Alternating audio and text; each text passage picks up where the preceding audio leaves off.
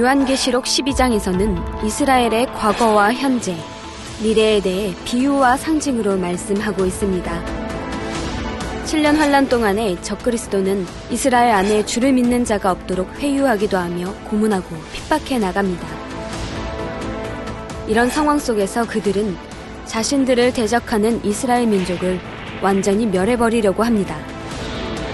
이때 어떻게든 피할 곳을 찾아서 도망하여 살아남는 이들을 위해 하나님께서 예비해 놓으신 피난처가 있습니다.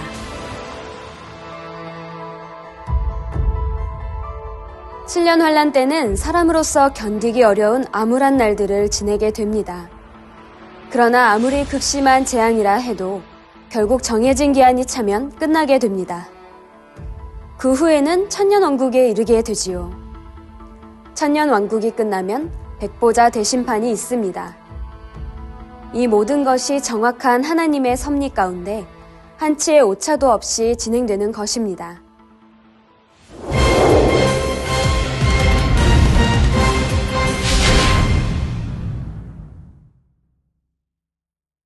요한계시록 12장에서는 이스라엘의 과거와 현재, 미래에 대해 비유와 상징으로 말씀하고 있습니다.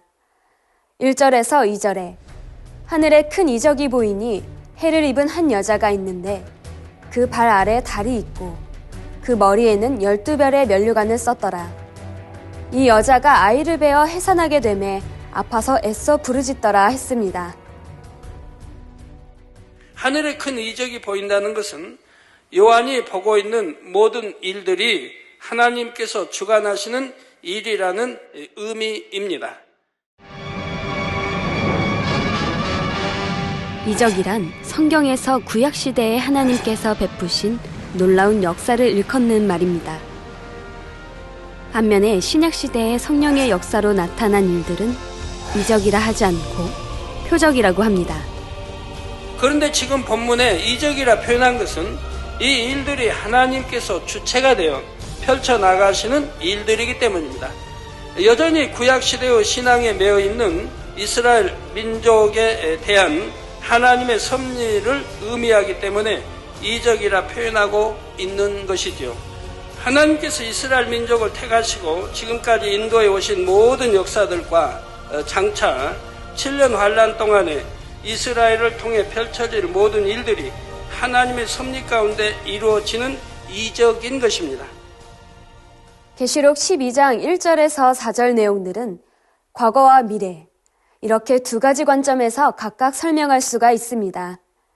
즉 지금까지 이스라엘을 통해 이루어오신 역사와 앞으로 이스라엘을 통해 이루실 역사가 동시에 담겨 있다는 말입니다. 먼저 해를 입은 여자는 누구일까요? 십자가의 도 설교를 들어보신 분들은 이미 답을 알고 계실 것입니다. 여자는 영적으로 이스라엘을 의미합니다.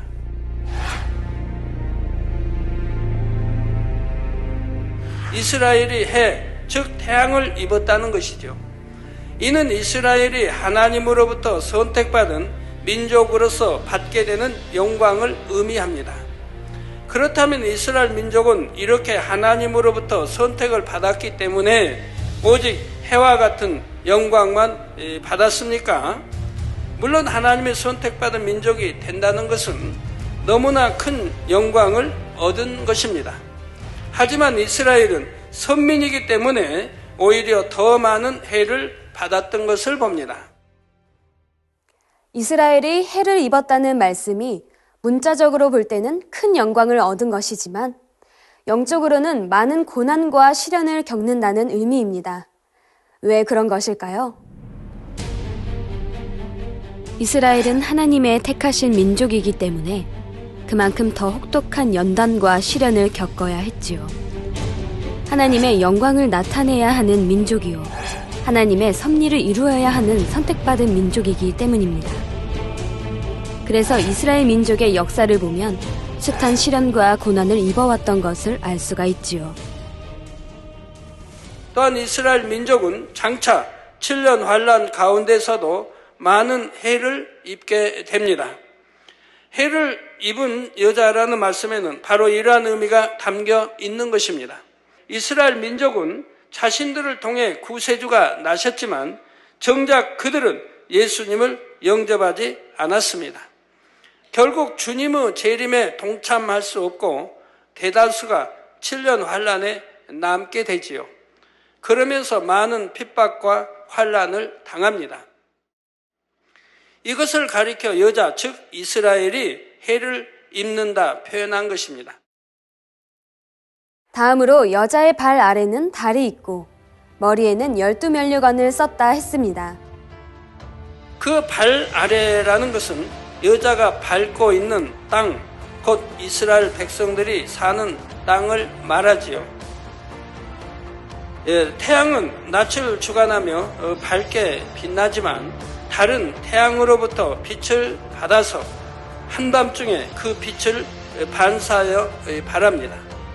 달은 해에 비하면 미약한 빛이지요. 그래서 달은 어둠이나 이 세상을 의미합니다. 여자의 발 아래 달이 있다는 말씀에도 두 가지 의미가 있습니다. 첫째로 이스라엘이 하나님의 섭리하심 속에 전 세계 구원의 빛을 비추었다는 뜻입니다.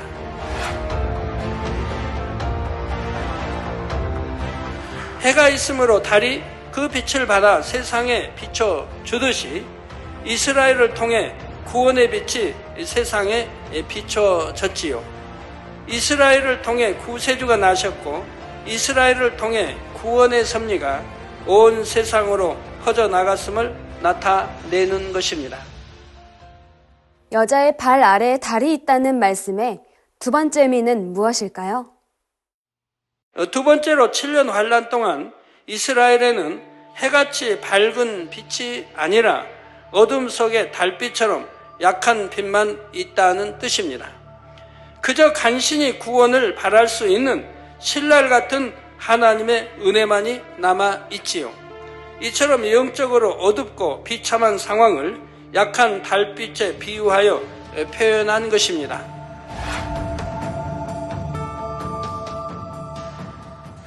다음으로 여자의 머리에 12별의 면류관을 썼다는 것은 이스라엘이 12지파로부터 번성해 나간 것을 나타냅니다.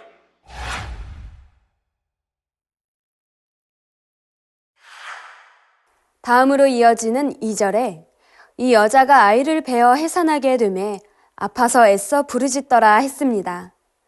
이 말씀도 두 가지 의미로 풀 수가 있습니다. 먼저 역사적으로는 구세주가 오실 때까지 이스라엘이 당한 모든 고난을 해산의 고통으로 표현했습니다.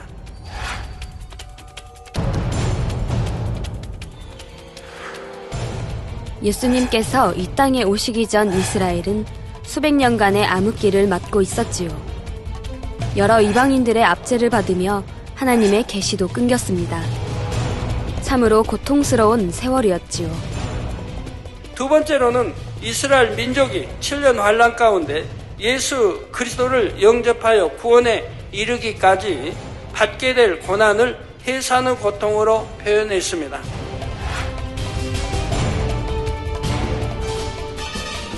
이스라엘은 자기 민족을 통해 오신 구세주를 배척하며 하나님의 뜻을 저버렸지요. 그 대가로서 7년 환란 때에는 해산하는 수고와 같이 너무나 큰 고통을 치러야 비로소 구원을 얻게 되는 것입니다. 적그리스도를 통해 받아야 할 핍박과 순교를 통해 구원에 이르기 위해 받아야 할 그 모든 핍박들을 의미하는 것이지요. 이제 3절, 4절에는 또 다른 이적이 나옵니다. 한 큰 붉은 용이 있어 머리가 7이요 뿔이 10이라. 그 여러 머리에 7면류관이 있는데 했지요. 용은 하나님을 배반하고 대적하는 원수마귀 사단입니다.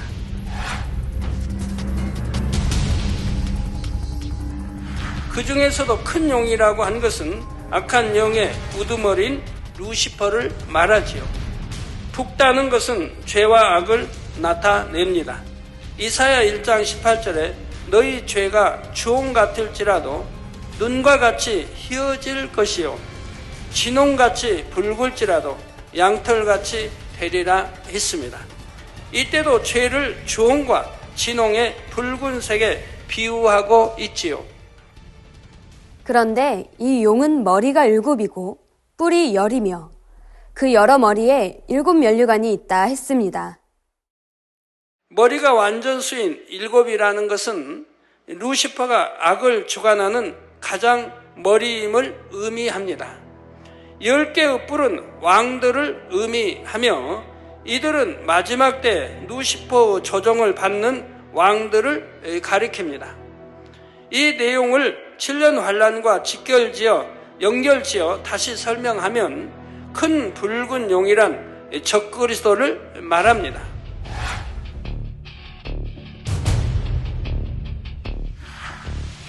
적그리스도의 세력은 유럽의 각 나라를 통합하게 되는데 그 중에서 정치, 경제, 군사 등에 힘이 있고 주도적으로 이루는 나라가 7입니다. 이 7나라를 가리켜 7머리라 한 것이지요. 또한 10뿔이란 이들 7나라를 뒷받침하게 되는 또 다른 10개의 나라를 의미합니다. 그 여러 머리에 7면류관이 있다는 것은 그들에게 권세가 있다는 뜻입니다. 적그리스도의 세력들은 7년 환란 동안 어둠의 권세를 누리게 되지요. 이 세상을 주관해가는 절대적인 어둠의 권세를 누리게 됩니다. 이를 가리켜 머리에 7면류관이 있다 표현했지요. 다음으로 4절 전반절에 그 꼬리가 하늘별 3분의 1을 끌어다가 땅에 던지더라 했습니다. 이 말씀에도 여러 가지 의미가 담겨 있습니다. 먼저는 태초에 있었던 반란 사건에 대한 내용이 담겨 있지요. 루시퍼가 하나님을 대적하기로 계획하고 천사 3분의 1을 함께 끌어들였습니다. 천사장 루시퍼를 중심으로 질서를 따라 그에게 속했던 천사들이 함께 반역하여 어둠의 세력으로 변질되고 말았던 것입니다. 이 사건을 가리켜 하늘의 별 3분의 1을 끌어다가 땅에 던졌다 표현한 것이죠. 4절 전반절에 그 꼬리가 하늘별 3분의 1을 끌어다가 땅에 던지더라의 둘째 의미는 무엇일까요? 두 번째로 원수마귀 사단의 주관하에 7년 환란 동안 벌어질 전쟁 상황을 의미합니다.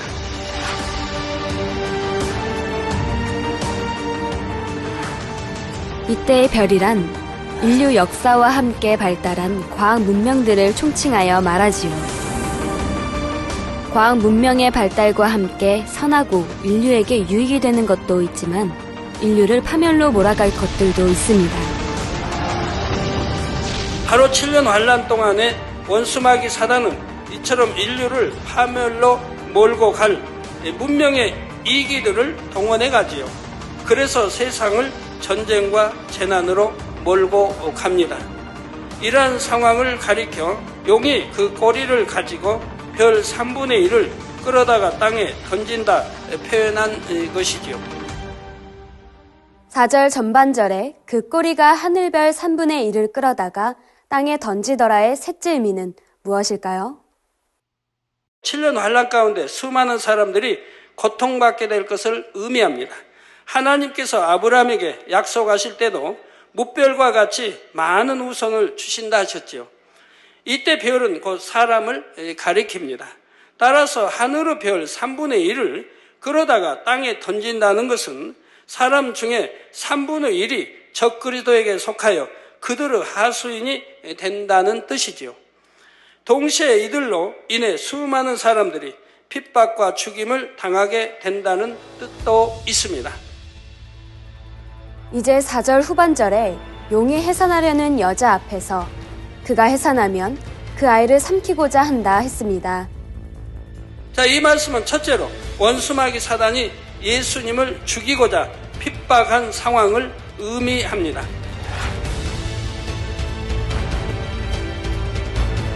창세기 3장 15절에 보면 하와를 미혹한 뱀에게 하나님의 저주가 임하는 장면이 나옵니다. 내가 너로 여자와 원수가 되게 하고 너의 후손도 여자의 후손과 원수가 되게 하리니 여자의 후손은 내 머리를 상하게 할 것이요 너는 그의 발꿈치를 상하게 할 것이니라 하셨지요. 이 말씀에는 매우 중요한 영적인 의미가 있습니다. 여기서 여자는 이스라엘이요 여자의 후손은 구세주 예수님이시며 뱀은 원수마귀 사단을 의미하지요. 여자의 후손 즉 이스라엘을 통해 태어나는 예수님이 뱀의 머리를 상하게 하고 뱀은 예수님의 발꿈치를 상하게 합니다.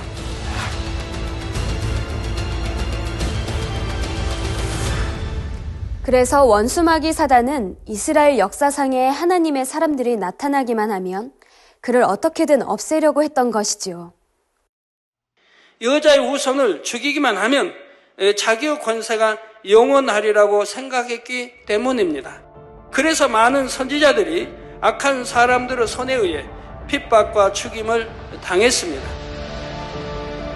원수마귀 사단은 호시탐탐 여자의 후손을 죽이기 위한 기회를 노렸고 결국 예수님을 십자가에 못 박아 죽였지요. 그러나 그것이 결국 제 무덤을 판 격이었습니다. 예수님을 죽였기에 구원의 도가 성취되었지요. 인류에게는 원수마귀 사단의 사망 권세에서 벗어나 구원으로 갈 수 있는 길이 열렸습니다. 그래서 용이 여자의 후손을 죽이고자 한 것은 결과적으로 실패로 돌아가고 맙니다. 그럼 4절, 용이 해산하려는 여자 앞에서 그가 해산하면 그 아이를 삼키고자 한다의 두 번째 의미는 무엇일까요? 4절 후반절의 두 번째 의미는 마지막 7년 환란과 연관이 됩니다. 적그리스도가 이스라엘 백성 중에 주를 영접한 사람들을 제거하려는 것을 의미하지요. 이스라엘 안에 주를 믿는 자가 없도록 회유하기도 하며 고문하고 핍박해 나갑니다.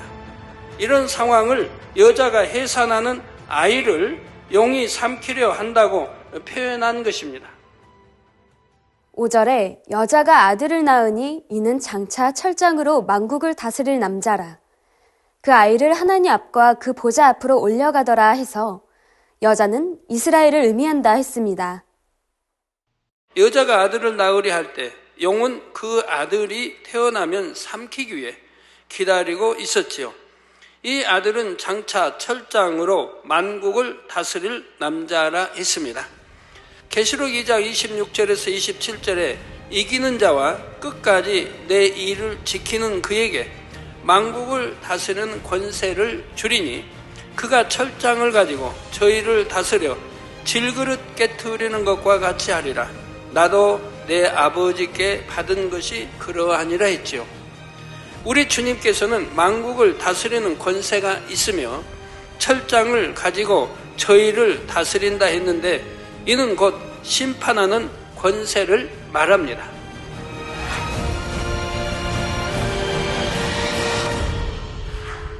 여기서 질그릇이란 무엇을 의미할까요? 질그릇이란 진흙으로 지음받은 사람을 의미하지요.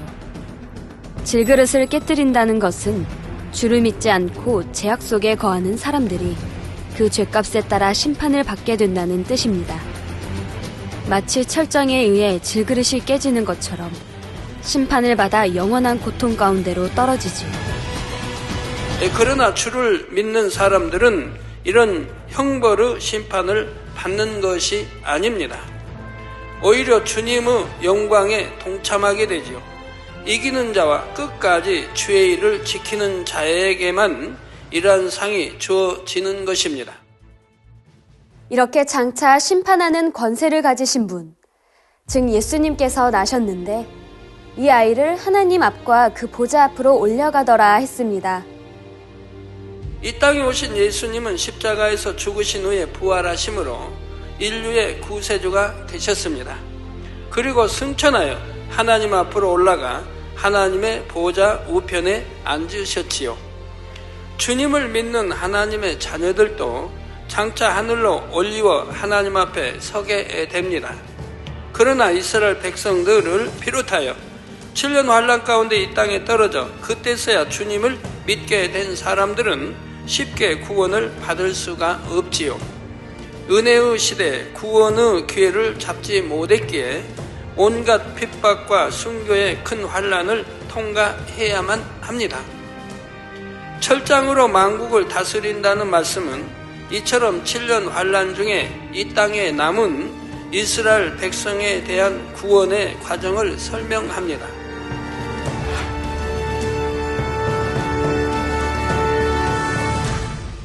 6절에 그 여자가 광야로 도망하매 거기서 1260일 동안 저를 양육하기 위하여 하나님의 예비하신 곳이 있더라 했습니다. 7년 환란 가운데 주를 영접한 이스라엘 사람들은 적그리스도의 극심한 핍박을 피해 광야로 도망합니다. 거기서 1260일, 곧 3년 반을 피해 있게 되지요. 이런 상황 속에서 적그리스도는 자신들을 대적하는 이스라엘 민족을 완전히 멸해버리려고 합니다. 그래서 많은 사람들이 핍박을 받아 죽습니다. 반면에 이때 어떻게든 피할 곳을 찾아서 도망하여 살아남은 사람들도 있지요. 이들을 위해 하나님께서 예비해 놓으신 피난처가 있는 것입니다. 어떤 성경학자들은 이 피난처가 바로 요르단 광야에 있는 페트라일 것이라고 합니다.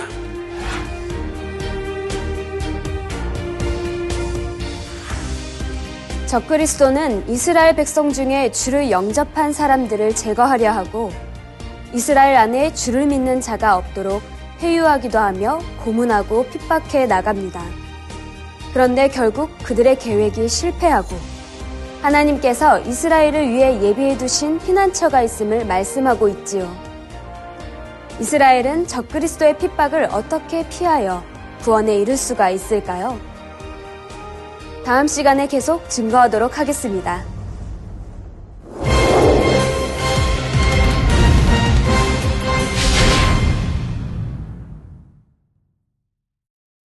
원수마귀 사단은 예나 지금이나 앞으로도 세상의 주관자들을 동원하여 하나님의 사람들을 핍박하고 죽이려 합니다. 핍박받고 잠시 지체되는 것처럼 보일 때 그것이 공의를 이루어가고 있는 과정이지요. 그렇게 해서 선의 분량이 채워지고 믿음의 분량이 채워졌을 때 하나님께서 큰 영광으로 나타내시는 것입니다. 예수님께서 분명히 죽으셨지만 사망 권세를 깨뜨리고 부활의 영광으로 다시 살아나셨던 것처럼 이런 부활의 영광과 축복을 여러분의 삶 가운데서도 늘 체험하시기를 바랍니다.